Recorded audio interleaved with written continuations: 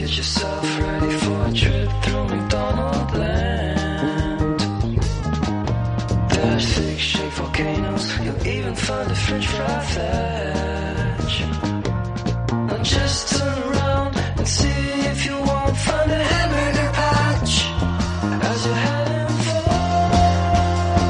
for. Order the McDonaldland meal today and get the Mount McDonaldland shake with your very own character souvenir kit.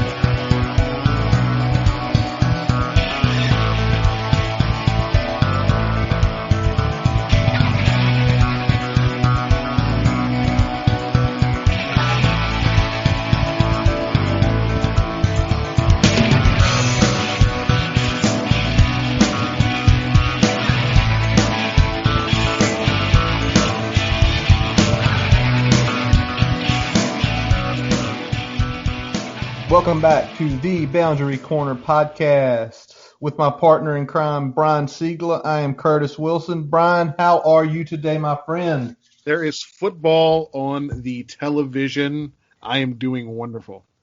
There is multiple football on the television, buddy. Multiple. You sent me a picture. What you got going on there? All right, so we're recording the podcast. So I've got my desktop. I've got my notes here. I've got you coming through here. Got a laptop to my right, Miami UAB. Got the television above my head. Chiefs Texans. I'm going to probably be flipping back and forth to Lakers Rockets. I'm probably going to be flipping back and forth to see how the Braves game maybe ends up here. I'm not sure if that's come to conclusion at this point or not. So it's a good night. What about you, buddy? You got full command center style there, man. Love it. And same on this end, brother.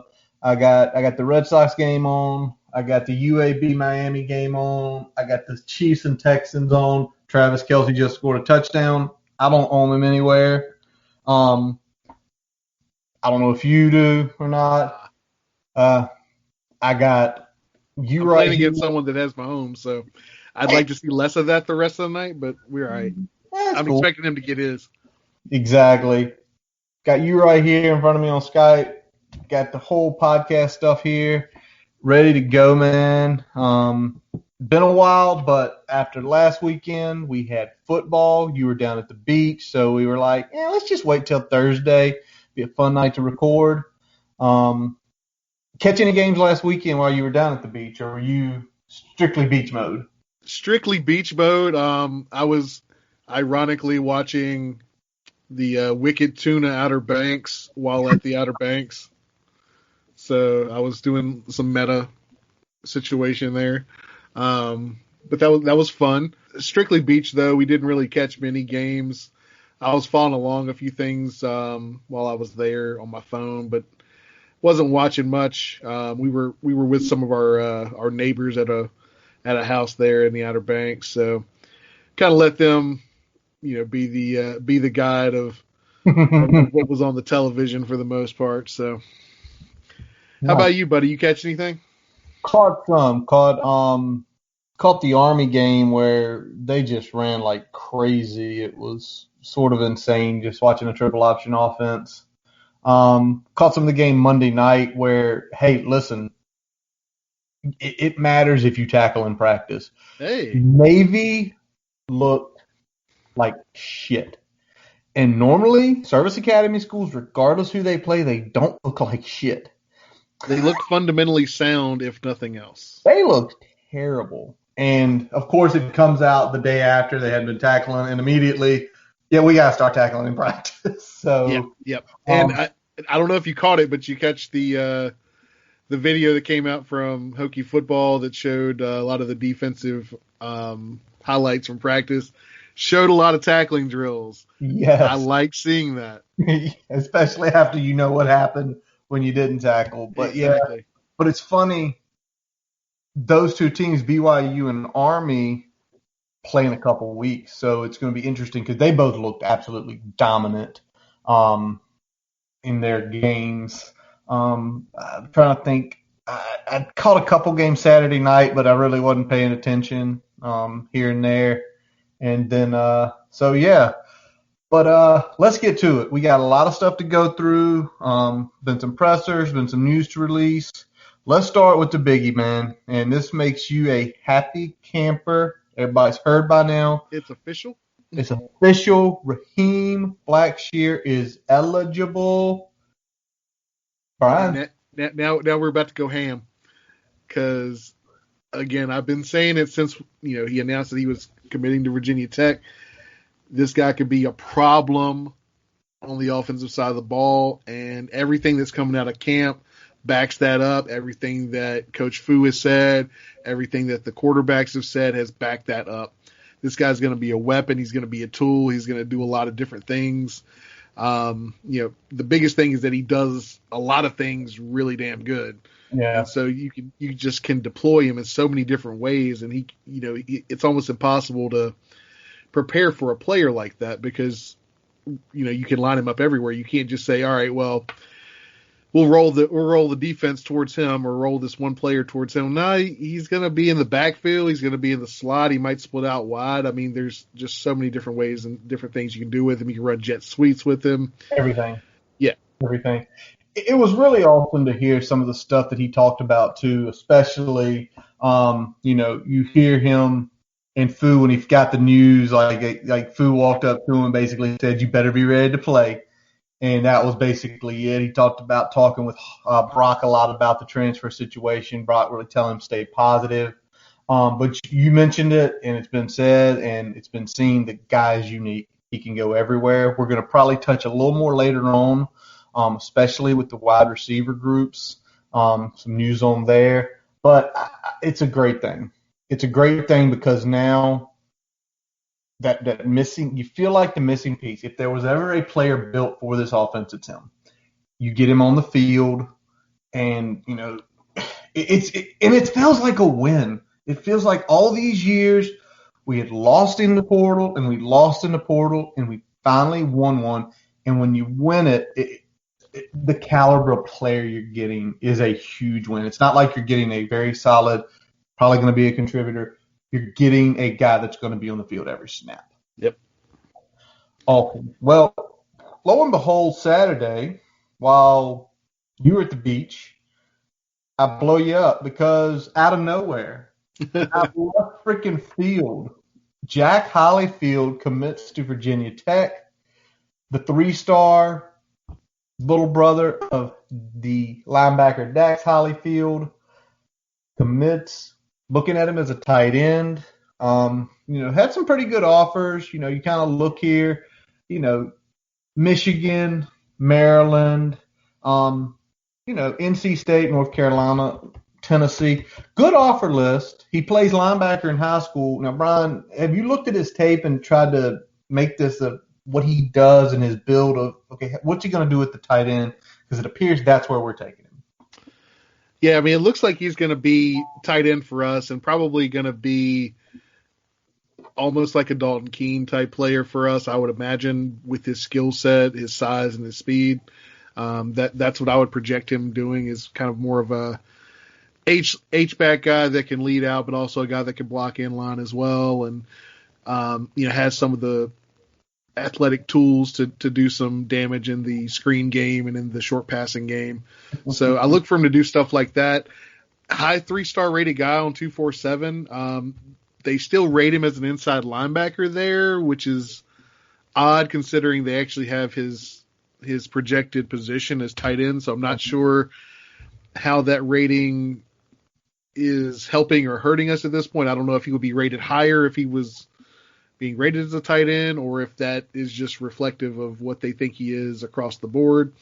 So it's interesting there that he's not either rated as an athlete or as a tight end. He's rated as a position that he more than likely will not play at the Division I level. So that's interesting, but I mean, it's a great get. And we've said it before, brothers play at Virginia Tech. Here's another one. So, it's a good get. And like I said, nice to keep the family thing going for us. Absolutely. And with his commitment, helps Hokies helps the Hokies in the rankings, moving up to 28, so now officially top 30. Staying at 5, moving a little higher in the ACC rankings. And again, we look at 247. We don't look at composite. And for those who haven't heard, Brian, you do the explanation of Rivals, okay. They're not having camps. Rivals tries. But the one that jacks it up. I mean, ESPN, I mean, that's the one that really, because you never know when they're going to reevaluate. And then a lot of guys that don't have a big offer list, they don't rate at all or throw a generic, 3-star rating on them. That's essentially the lowest average 3-star rating you can attach to a player. So it's really hard to know what that rating even tells you. It's there, it's part of the composite, but oftentimes it doesn't tell you a whole lot, especially for guys that don't have a big offer sheet, that aren't going to all these camps and things like that. Rivals is kind of in the middle there. They tend to rate more based on their camp evaluations than they do on a lot of the high school tape. So, mileage may vary depending on offer list and who's going to what camps and how many camps they're going to and things of that nature. 247 seems to be good because they do look at the whole picture and they do reevaluate their rankings on a periodic time frame. So that's why we base our opinions. We carry their opinion with a higher regard than the other publications. But unfortunately, when it comes to the total class ranking, composite still seems to be the go-to default by both 247 and any publication that's talking about those rankings in general. So it's really hard to get away from it, but I like what 247 does better than the rest. Absolutely, man, absolutely. And again, Brian, I feel like it's about every month you give that synopsis. It's a great synopsis. It's true. I mean, it's very true, and it's why we go with them, and it's kind of why we'll stick with them. And you look at where they got players, they usually hit more than not. Speaking of recruiting, added a new staff member since the last time we talked, Brian. Yes, we did. Yeah, Alex White, young lady, the UNC graduate from 2020. While there, she had worked for the UNC's recruiting coordinator and director of on-campus recruiting, which is her title at Virginia Tech.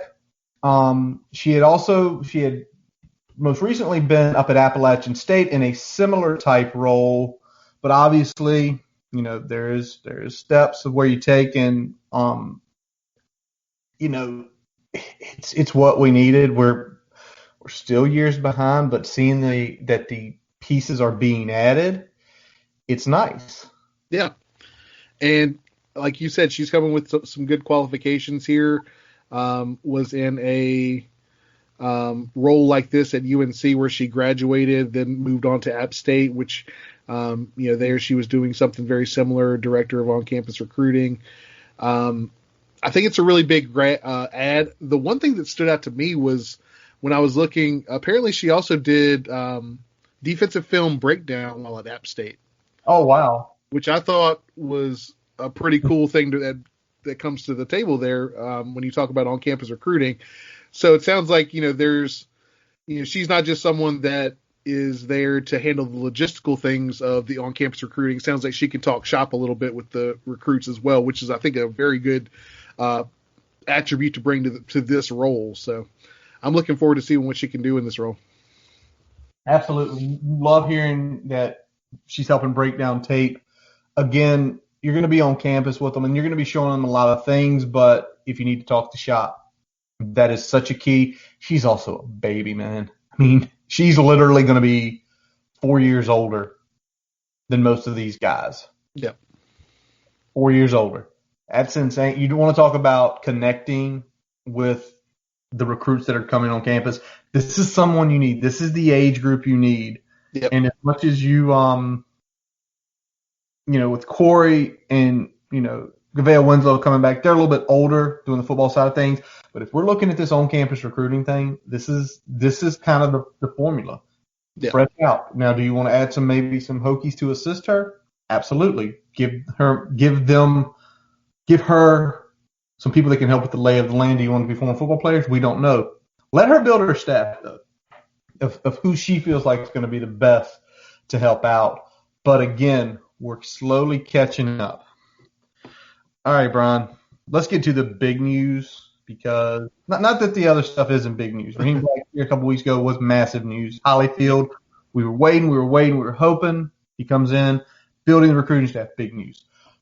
But yesterday, Fuente comes out and basically says he has made his decision, and that decision is? Hendon Hooker is our starter. I am shocked. Shocked. Not shocked at all. Not shocked. What was a little shocking, not so much shocking, but maybe turned a few heads, I would say. Braxton Burmeister will play against UVA and will likely have a role in the offense this season, regardless of Hooker's starting role here. So that wasn't exactly. There wasn't a lot of details about what that's going to look like. So, I mean, what did you take from that, Curtis? All right. Well, I took a couple things from the Braxton move. I think this is, with all the craziness going on, by saying this, it's a kind of a chance to keep Braxton. Hey, you're going to be part of the offense in some way, so we can keep you in-house versus him going to the portal. As we see, we get 3-4 games in, guys will get in the portal, try to get to the next stop. Even though he's not losing eligibility this year, you still want to try to get where you potentially could play next. So maybe that's one reason. But other reasons is you force other teams to game plan. He does have more speed than Hendon. Not that Hendon's slow, but he has more top end speed than him. So you're making teams have to look at additional tape. Now, when the UVA comes around, we'll see how much he actually plays. So, that's going to be an interesting thing. But honest, this is I want to put this and make sure it sounds right. So, Brian, flatten me to. Gotcha. If I told you Hendon Hooker after the end of this 11-game season completed 68% of his passes, threw for 26 touchdowns versus 4 interceptions. Hendon Hooker is 6'4", 225 pounds. If he has that type of season, he could potentially move on. Yeah. I mean, it's not. You try to be a realist here, but 6'4", 220-pound guys who are somewhat athletic, he has a really good season. He could move up the draft board and potentially have to say next year, "Hey, I'm gone." And what you get to do with this by having Braxton potentially start playing is you don't lose him. Yep. You don't lose him, and you get him some meaningful reps in the offense he would potentially be taking over should Hendon Hooker move on.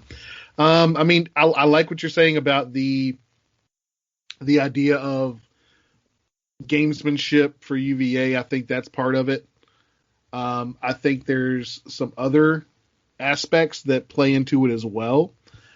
Having a unique skill set across all three of these quarterbacks. I think the reason you're seeing Braxton get more run is that a guy like QP is going to have more of a specific type of package designed for him if we get him involved in the offense. But other than having a little bit more athleticism, the offense would more or less run the same whether Hendon's in there versus Braxton. So I think having him as the guy that's kind of the plug there works in that regard. But like you said, they all bring things different to the table. So I think that's going to be something that Coach Fuente plays around with it. And he said it during the presser that, Braxton had done a lot during camp and, made a point that he had a lot of athleticism and a lot of could make some plays, and that essentially saying it's going to be hard to keep me off the field even if I'm not, the starting quarterback. So exactly. But he also said a lot of great things about him to talk about. He's just been pleased with everything he's done throughout camp. He continues to grow. But also, me and you looked at that picture of Hendon at the podium yesterday. Yep. Hendon looked bigger. And I know they said his weight's down a couple pounds. he looks bigger in his chest. We saw some of the photos of him practicing. His legs look bigger. Yeah, I think he's more solid. I think, when we look at him, he might be down a little bit weight wise, but I think he's kind of spread out a little bit, as it were. He's not so much, string bean down low anymore. Not anymore. So I think that's going to be good for us. And I like that Coach Fuente went ahead and said, Hendon's our starter, because that's what we wanted to hear. That's where we wanted to go. Yeah. It's nice starting the year with a quarterback that you are familiar with and that can lead the offense, doesn't turn the ball over. So I'm excited about that. It brings some continuity, and it's a guy that has shown himself to be a leader and that all the guys on that offense trust. Exactly. And, you also see Hendon talked about it. He was working out in the triad with Trey, with the old Hokie DJ Cross, and with Tariq Cohen from the Bears. Again, me and you talked about it. His dad was a hell of a quarterback when he played. The Hall of Famer, I think, down at North Carolina A&T. I don't think he let Hendon and his little brother just chill out during quarantine. I think he was like, you need to go get better. Yep. And it looks like that's what happened with Hendon. All right. So quarterbacks are set. Feel good about it. Feel really good about it. But then we got bad news. My breakout player, and I will put him as my breakout player. It's official. He did break something. We don't know, ankle, leg. Is out indefinitely. They did not say for the season, just indefinitely. It's definitely a blow, but we're going to talk about the wide receiver room in a little bit here, Brian. But Brian, give me your personal experiences with the ankle injury. I mean, do you think he's done? Like, we're not going to see him until spring ball next year, or could he show back up? A lot of that's going to depend on whether there was any ligament damage in the ankle, if that's what was broken, and the severity of the break. More than likely, if it was a pretty clean break, he's going to be probably 8 to 10 weeks total healing, and then probably maybe 1 or 2 weeks to get back up to playing shape after that.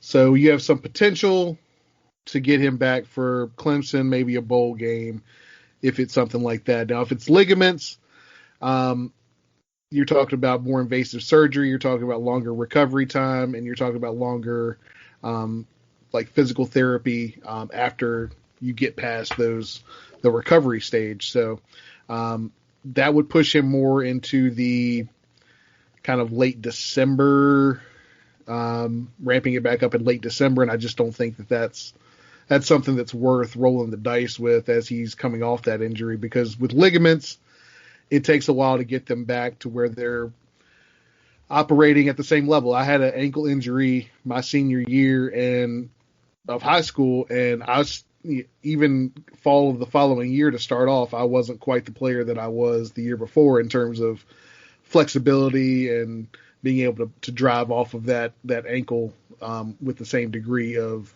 power that I could before.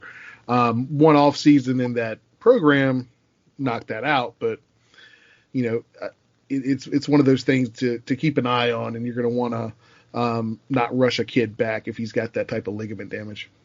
Yeah, makes sense. So let's hope for a speedy recovery. Let's hope it was a clean break. Let's hope maybe we get him some on-field time at the end of the season. Now, something Fu came up with and said that kind of took all of us aback, basically said if we were to have to play NC State this week, it was going to be a struggle, which I think we all went, huh? Jaden's out. We know other guys are probably banged up. But, me and you, we saw that, and me and you had some conversations, did some digging. And Brian, me and you both can say we saw this. Reports are there is one major starter that would be out due to COVID. Yeah. And I think that's that's one of the big things that we're going to probably see as the season goes along, is that, there's going to be the potential that a primary starter could miss a game or two, depending on what happens here. Obviously, if they actually test positive, that's kind of a worst case scenario, because you're talking about potentially other side effects from the illness impacting more than just that quarantine period. But if we're talking about things like contact tracing, I mean, that can impact several players at one time depending on the interaction. So that's definitely going to be something to keep an eye on. It seems like this player may or may not be available come UVA time. That's to be seen, but it is something that I think we're just going to have to deal with this year. And unfortunately, it's impacted us here, and again, could have been a bigger issue if NC State was still on the schedule. So kind of glad we dodged that bullet, even though we were hammering NC State about a couple weeks ago about prematurely moving that game. It tends to come back to help us out a little bit here in this case. So big time help, because when you hear the way he was talking, and there's probably going to be some camps bumps and bruises where you'd like to get one extra week of just a little healing from other players, and this shit happens.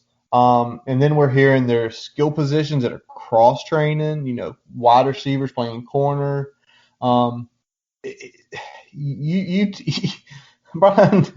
tell them what you texted me earlier about this and the coaches this year. Yeah, they're definitely going to earn their money, man, because they're juggling a lot of different things, and that's not even getting into the logistical aspects of the protocol that they're following, just the on the field stuff and not knowing when you're going to have your guys ready to go, how when one player gets sick, that can impact an entire room or an entire, if you're dealing with an apartment, 2 or 3 players on a team or something like that, if they're in the living quarters. I mean, it can be some big problems. And like I said, the coaches are definitely going to earn their pay this year, regardless of how that record ends up. Hopefully it ends up in our favor here, but it's definitely going to be a struggle throughout the year. It's going to be struggle with the patience of the fans, because I think they're going to see, some big names at some point in the season are going to be sitting out for reasons that aren't directly related to, major injuries or things like that we're accustomed to seeing. So I think there's going to be some frustration there, but I think it's like anything else. I think the coaching staff and the players are going to come out of this on the other side better for it, but it sucks when you're in the moment. Absolutely, man. So you said it to me, they will earn their money this year. And, definitely they're trying to do things. And I think it's going to be weeks. We as college football fans, not just Virginia Tech fans, we're going to be watching a game and there's going to be somebody not there. And it's not going to be like, there was no reports of him banging his ankle or, bruising his shoulder. Oh, crap, did he get it? And now I know people have been saying a lot, CDC guidelines 14 days. No. CDC guidelines are no longer 14 days. So I wish people out there that keep saying that would correct themselves. It's 10 days now. Correct, Brian? Yes. It is 10 days. So, and obviously I think some of the protocols are you can 10 days quarantine or 3 consecutive negative tests to confirm it. You're done with it. So obviously, ACC's testing 3 times a week regardless. I think if you got a player and he's one of your big players and they get it, there's going to be testing every day. Let's see if we can bang out 3 negatives to get it back at practice. So yeah, I'm not sure how the protocol works on that. I know we had talked about that before, but the big thing that I'm questioning at this point is that I see the specific protocol is that if a player misses a game due to COVID, that they would need to have consecutive tests on Monday, Wednesday, and Friday of the following week in order to play a game on Saturday. But I don't know how that impacts this situation where we haven't played a game yet. So I don't know if we're technically considered in season yet or not because we haven't started our season. So I don't know if we can just kind of, as soon as we get 3 consecutive tests, whether it's, on that game week or not, whether that would clear someone to start practicing again, or whether you have to follow that Monday, Wednesday, Friday, where we might only get like a walkthrough with that player before, we go to play a game. Yeah, just more things answered than unanswered than answered about this stuff. All right, let's get back to good news. Mentioned Raheem Blackshear, Brian, got the eligibility immediately. Even the loss of JMPO boosts the room significantly. Found out, and I want to get your take on this. Mentioned that Tavion Robinson would be playing some on the outside, confirmed by Fuente. What does that tell you, about him and about what this offense could potentially look like? It tells you that some of the things we've been talking about on this podcast have come to fruition. We had talked about Tavion playing outside as soon as we saw Blackshear was going to be playing for us this year, potentially waiver notwithstanding. Now that we've got it, that's the reason he's been playing outside some, because we want to get our 3 best guys on the field a lot, and that's, in terms of the receiving position, I think is going to be Trey Tay and Blackshear under both circumstances, with Mitchell out there playing tight end and maybe even splitting out wide. But what I like is that you can match up so many different situations here with the same personnel. So you can run 21 personnel. You've got, let's just say, we got Herbert at running back. Blackshear is the second running back. We've got a tight end with James Mitchell, Trey and Tay outside. You can put Blackshear in the slot. You can put Blackshear in the wing. You can split James Mitchell out wide and put Tavion in the slot and have 2 running backs with Blackshear taking either something in the jet sweep or running a seam from the wing. There's so many different things that you can line up. And if we're talking about running tempo, and that's what we like to do when we get some big plays in there, you can run tempo with so many different formations here without ever having to sub, because you've got a guy like Blackshear that can literally line up at 3 or 4 positions at any given time, and a guy like James Mitchell that can split out wide and play inline tight end. And play the H-back. I think the one thing me and you mentioned today when we were talking about some of the formations would be, you could say, let's flex. Me and you mentioned, let's keep Trey at the X. Let's put Mitchell out at the Y and then put Trey and Heem inside the slot with Herbert. And you kind of sit there, and when I asked you, I was like, Brian, what happens in that situation? And you were like, either the strong safety is going to walk over, or one of the linebackers are going to walk over with James Mitchell. Because I don't think you're going to keep a significantly undersized corner on James Mitchell, especially when you got Tavion and or Raheem in the slot. They have to go with them. And then you start talking about and then I asked you, I said, Brian, what if you run a jet sweep out of that? What happens? And you essentially said, you've lost leverage. I mean, now you've got a guy you like to have in the box out of the box, and that alley just opens up. And that's going to be dangerous there. With the 3 other guys on the field that can touch the ball, and all of them we have seen run jet sweeps for significant big gains, it's scary, because as soon as that safety has to walk, a couple things are going to happen. That safety walks over, cool. Where's that free safety? Is he staying back 15 yards, or is he coming up on the box? Because if he's coming up in the box, man, you talk about like running a Herbert pop pass, or running a Heem pop pass, or a quick slant, or something, just attacking, essentially stressing them to say, you better not make a mistake with the way you're playing on the outside, or you're going to get burned because you have no one back there to protect. Attack the seam with whoever we extreme prejudice. Exactly. Now, something else mentioned about the wide receiver groups, that again, with the Jaden injury, basically Changa and Evan are pleasing coach. They're picking up things quick. I don't think that shocks us with the age of those guys, and being, Changa being at Villanova for 3 years. Villanova's always pretty good FCS team. Evan being out at Kansas, seen several offenses. Again, it makes you feel good. It makes you feel good. Like I think with Evan Fairs, you get in the red zone. Okay, throw him out there and put James on the other side. Let Trey stay in down here. Put him in the backfield. Yep.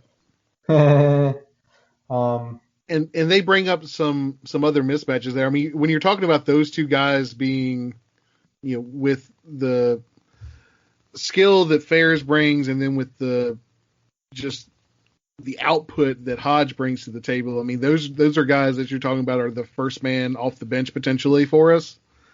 I mean, that's crazy. That you're talking about getting guys in there that you're going to see very little drop off between when you have to sub or when you have to have a guy that needs to come on for a particular role or something like that in the red zone.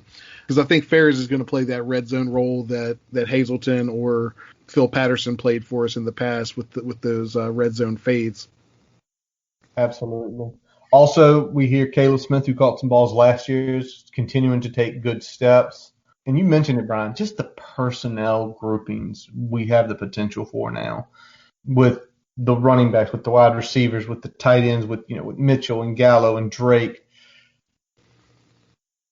There should I don't want to put anyone on the spot. If we don't average 36 as we did with Hendon starting last year, somebody got to get fired. Yeah, because we definitely have the personnel to create a lot of matchup problems. We may not be at the top end, have a guy like Hazelton that can run deep, but can also he's got the size to make plays in the red zone as well. We may not have that player anymore in one package, but we've got so many dynamic players that we can mix and match as we need to. There's no reason we shouldn't be as good or better on offense than we were with Hendon at the helm last year. I will say this: it's kind of funny. I know they were talking about the quarterbacks. The new nickname for Hooker. Did you see it?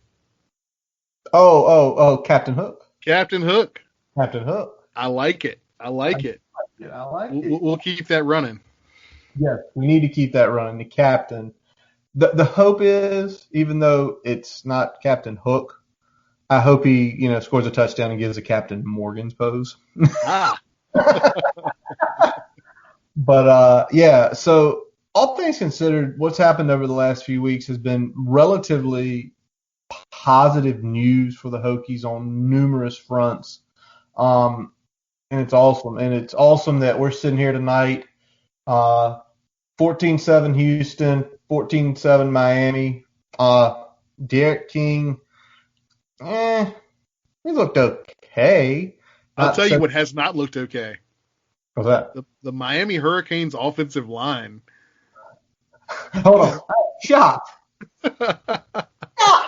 Nah, that offensive line was still going to be bad. Porous. Now, what we thought was going to happen, and what may still potentially happen as the season goes along, is that the air raid and having a quick trigger was going to take a little bit of pressure off that poor unit.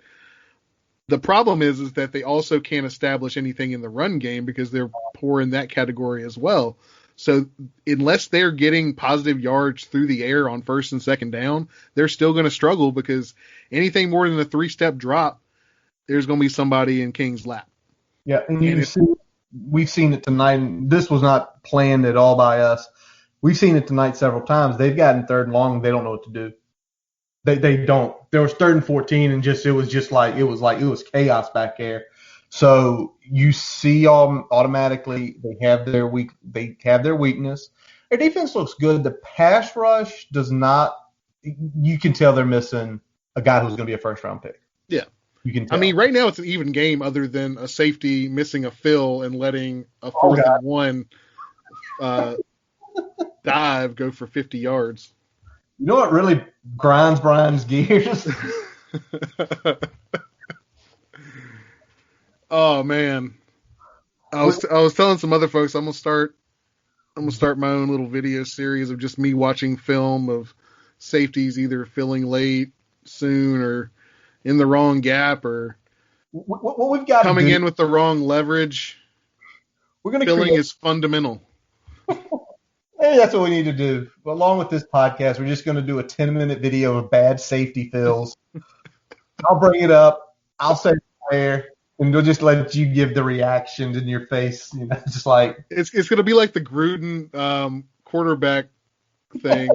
It's just going to be Gruden shitting on quarterback play. It's going to be me shitting on safeties filling. Tell me what you did wrong there. Did you choose the wrong side?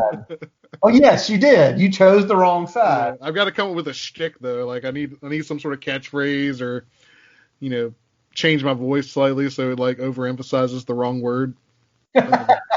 Too funny, man. All right, hey, well, Brian, since we do have, did he pick that? Oh, Mahomes almost made a massive mistake.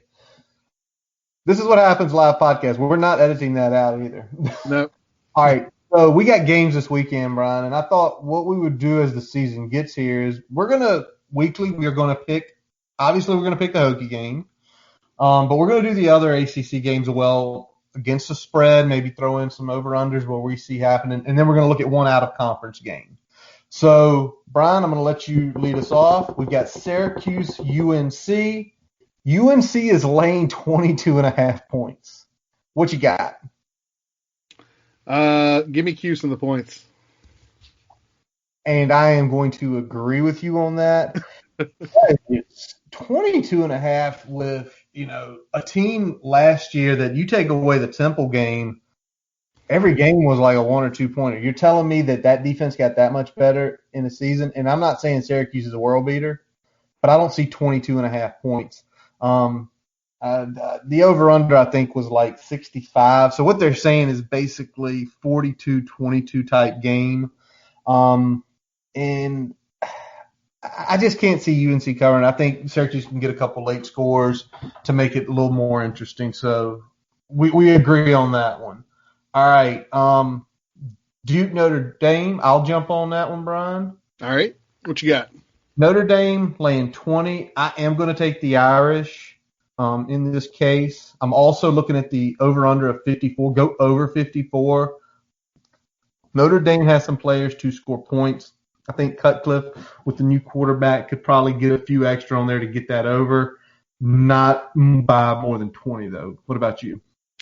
Yeah, I'm going the same route. I'm taking the Irish here.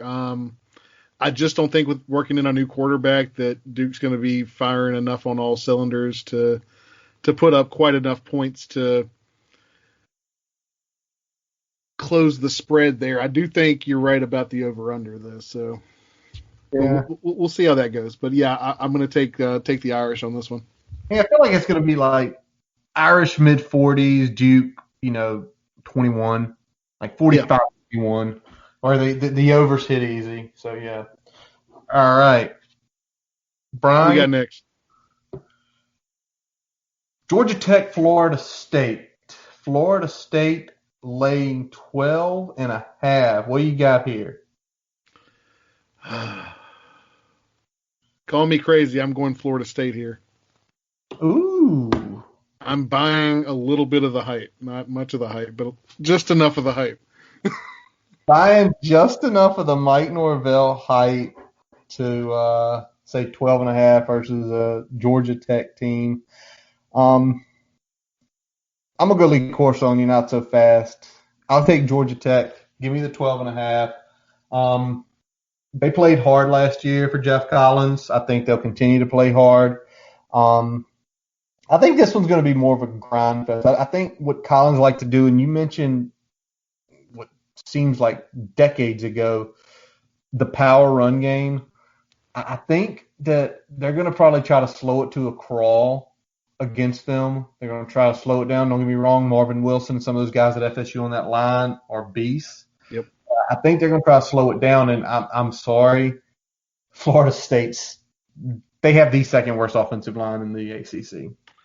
They do. Their offensive line is pretty atrocious as well, but I think some of we said it with Miami. I don't think Miami's quite having as much luck, but I think some of the offensive wrinkles that are going to be brought to the table are going to help take some of that load off the offensive line.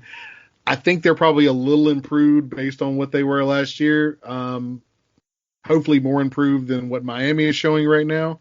If I'm going to be correct in my guess here, but I think Florida State is going to be an improved team this year. So Okay. I don't think they're going to be great, but they will be improved. So I'm going to take them here. Got it. All right. So the big matchup. Oh, the big matchup. Game day. Hold on. In what should have been Virginia Tech, Penn State, game day in Blacksburg. Yep. Been the weekend. The big game day matchup is Clemson Wake Forest. Wake gets to host game day with no fans, which sucks. I'm Game day in Winston with no fans. in the middle of the stadium. All right, Wake Clemson, Brian. You seen the line for this? Yeah, I saw the line. They went full bore Clemson there, I think. Clemson's laying 33. I think last year they laid 38 and they covered without ease. They're going to cover this again. I mean, that's my thought. 33. I think they're easily going to cover it. Not so fast, my friend. Give me Wake in the points. I don't think that this Clemson offense is going to get to 50, and I think if they want to cover, they got to get to 50. All right. I know that Wake is losing a good deal on offense, including their quarterback from last year, but I think they can get to like 17 against Clemson, and I don't think Clemson gets to much more than 45. So the math works in my favor if I'm subtracting correctly there. You are. If it's 49-17, you get me by a point. So it's going to be interesting. Got a couple more matchups here. One more ACC. Last ACC matchup this week is Western Kentucky, Louisville. Louisville laying 11.5. What you think, man? Well, I mean, Western Kentucky was a good team last year. I mean, they were 9-4, which is, the first thing this early in the season, if you're looking at lines, and we're doing this for fun, maybe it'll be a beer bet or something at the end of the season. Yeah. But the first thing you go look at is like, well, let me look at last season, 9-4. That's not bad. They're playing an okay conference. I just feel like it's smelly. It's one of those smellies like they want you to take Western Kentucky. Like, oh, look, good team. Oh, Louisville was good too. So I got to go Louisville. I think Louisville's going to win by more than 11.5. I don't see them like blowing doors off of Western Kentucky. I don't see it like them by 4 scores, but I see them like 17. Somewhere like. I see this as a 17 or a 21 point game. I think Louisville's offense is going to be too much. Regardless of whether Western Kentucky can score on Louisville's defense or not. Louisville is probably one of the 5 best teams in the ACC this year. I just think they're going to have more in the tank, especially on offense, and I think you're going to see their offense probably take another step this year relative to last year. So I think they're going to score some points. They'll be in probably at least in the low 40s, I would say, and I don't think Western Kentucky gets in the 30s. So Okay, yeah, it makes sense. How you do things, it's like you have to logically play it out in your head. Like, they can get to 40. They can't get to 30. They can't get to 30. Don't see that. Yeah, 42, 27. Yeah, something like that. Yeah. All right, so we're gonna go the one out of conference game. Lots to choose from this week.